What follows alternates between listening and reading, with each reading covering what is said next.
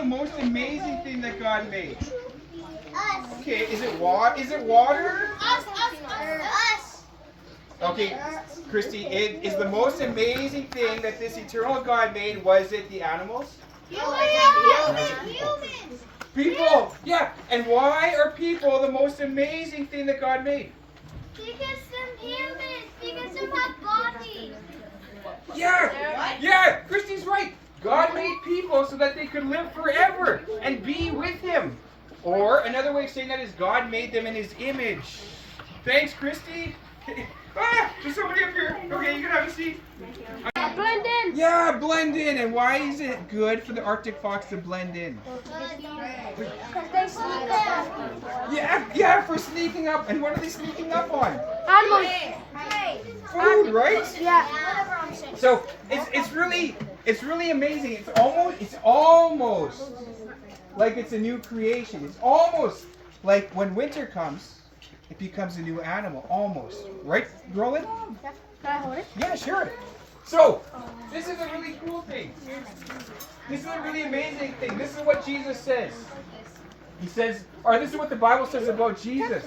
It says that anyone who believes in Jesus, or anyone who chooses to accept Jesus, to untangle them from sin, the Bible says that they become a new creation, kind of like the weasel and kind of like the Arctic fox. But instead of being clean and different on the outside, the Bible says that our insides, they're made clean and they're made pure. And they're made almost like we haven't sinned ever before. And the really amazing thing about this is that this is open for anyone.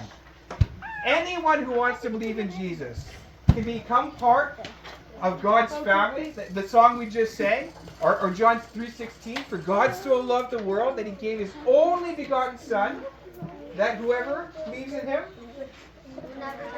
will never die. He'll be transformed. So, and campers, sometimes it's really hard. It's really hard to think about, well, maybe you don't know anyone who's chosen to be transformed by Jesus. But you know what I noticed in that game we just played? There were some girls over here. And there were some guys too. Lucas! I was chasing Lucas through the forest. And you know what I noticed, Lucas? Lucas, where were you running in the forest? Chase me down. You were running over there, right? Yeah. And you were running really fast, right? Yeah. And how could you run so fast?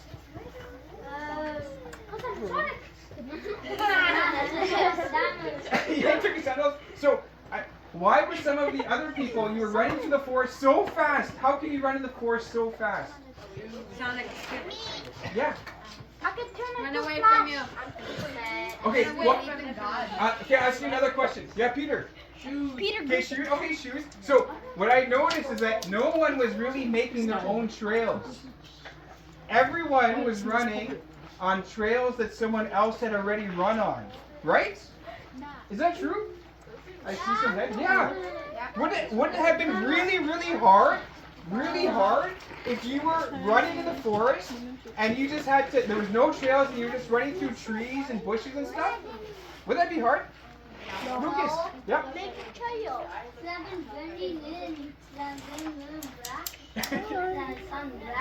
Yeah. And then sun blue. Yeah. So the cool thing that I saw was that you campers, you were able to run really fast in the forest on places because other people had gone there before you. Other people had run on those trails, probably playing Bible smugglers last year or the year before, or who knows how long those trails were. And so when we choose to follow Jesus, or if we choose to put our faith in Him, or if we choose to let Jesus disentangle us from sin and transform us into new creations, this is the really amazing thing, is that there's other people who have already done it.